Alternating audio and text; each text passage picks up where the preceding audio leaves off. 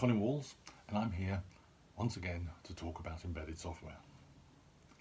Today I want to talk about an aspect of C programming which seems almost trivial but actually is pretty important and has some interesting pitfalls if we're not very careful.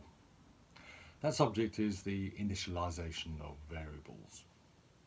Now, when you declare a variable, you create some space for it somehow or another, and then you put data into it. Now, it's pretty essential to make sure you know what data is in it from the outset. It's not good practice to assume that it's set to 0, even though maybe it will be under some circumstances. It's much better to take control of the situation. So, when you declare a variable, like this, you can include a value, and that's fine.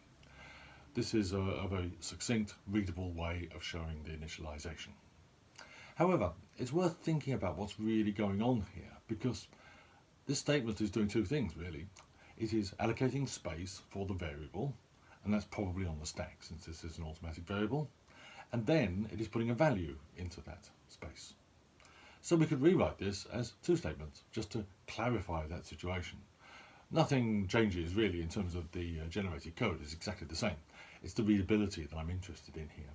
And of course this does mean you could put a comment on the variable to say what the variable is used for, and you could put another comment on the initialization to say why you've given it the value 101 in this case.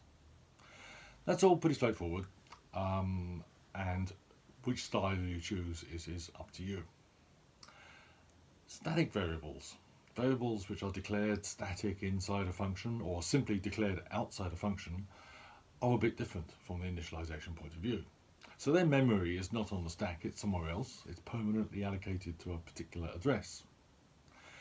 Now, when you declare a static variable, in a similar fashion, you can give it a value. But what this does is a little bit different to an automatic. Now, if you are writing a desktop application, when you build the application, your initialized static variables all have the value inserted in them at build time, effectively at compile time, and then when the program is read from disk into memory, the variables are automatically initialized to that value. However, embedded systems aren't like that, or aren't necessarily like that.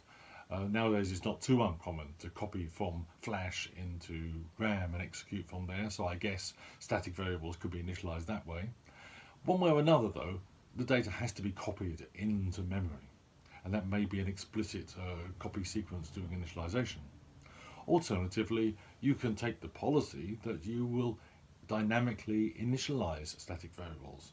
So you'll declare the variable and allocate its space somewhere, which could be inside a function like this, or it could be outside. And then somewhere, probably in your initialization code, you would give it a value like this. Again, separating out the declaration from the initialization. So that's the subject covered really. It's pretty important to make sure you think about initialization and don't just let it happen. Once you know where initialization is occurring, there's less chance of an error, and using an uninitialized variable can cause some very hard to find bugs in your code. That's it for today. I'll be back in due course to talk about something else to do with embedded systems. So, bye for now.